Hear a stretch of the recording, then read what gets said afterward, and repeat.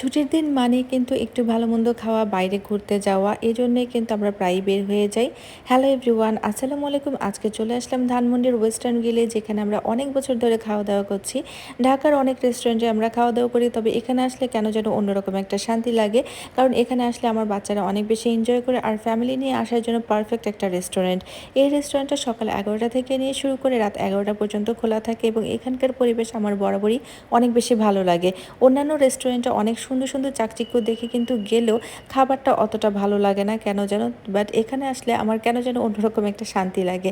Anyways, এখানে চাইলে আপনারা ছোটোখাটো জন্মদিন এবং ছোটোখাটো বিয়ের প্রোগ্রামগুলো করতে পারেন। এখানে এক পাশে এ ধরনের ফুড এবং আরেক পাশে কিন্তু আপনারা পেয়ে যাচ্ছেন একদম বাঙালি খাবার, একদম শাকসবজি হতে শুরু করে সবই পেয়ে যাচ্ছেন পাশের রেস্টুরেন্টে, যেটার নাম হচ্ছে বৈশাখী রেস্টুরেন্ট। তো এখানে আজকে আমি তাদের একটা নতুন জিনিস ট্রাই করব, সেটা হচ্ছে আমেরিকান চাউমিন। তো আমি যখন নতুন কিছু ট্রাই করি আমার খুবই ভয় লাগে, কারণ মনে হয় যে টাকাটা কি জলে গেল কিনা।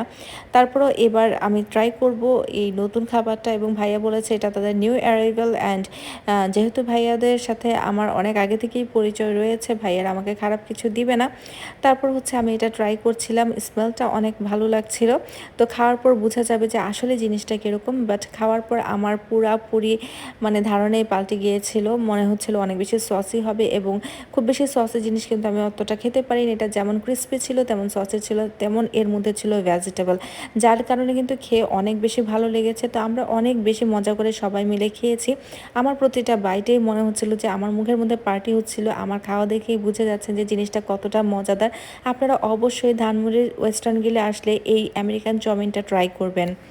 বাট এই খাবারটা আমার একদমই ভালো লাগেনি। চিকেনটা অনেক বেশি ড্রাই ছিল। এখানে আসলে এই খাবারটা একদমই নেওয়ার চেষ্টা করবেন না, কারণ এটা খেলে আপনাদেরও ভালো লাগবে না। এজন্য জাস্ট আপনাদের টাকাটা যেন নষ্ট না হয়, এজন্য বলে দিলাম।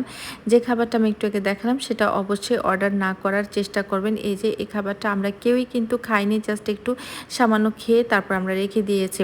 তারপর অনেক এনজয় করলাম সবাই মিলে। এই পাশটাতে হচ্ছে তাদের বাঙালি খাবার, মানে শাক সবজি মাছ হতে শুরু করে সব ধরনের খাবার এখানে পাওয়া যায়। সাইডে চাইলে আপনারা রিজার্ভ টেবিল করে কিন্তু আলাদাভাবে আপনারা মিটিংও করতে পারেন। লাস্টে আমরা নিয়ে নিলাম আইসক্রিম। এখানের আইসক্রিম আমার সবসময় অনেক বেশি পছন্দের, আমার খুবই ফেভারেট। কিছু ভ্যানিলা এবং স্ট্রবেরি ফ্লেভার নিয়ে নিয়েছি। অনেক রাত হয়ে গেলো আর আমরা চলে আসতেছি বাসায়। আল্লাহ হাফেজ।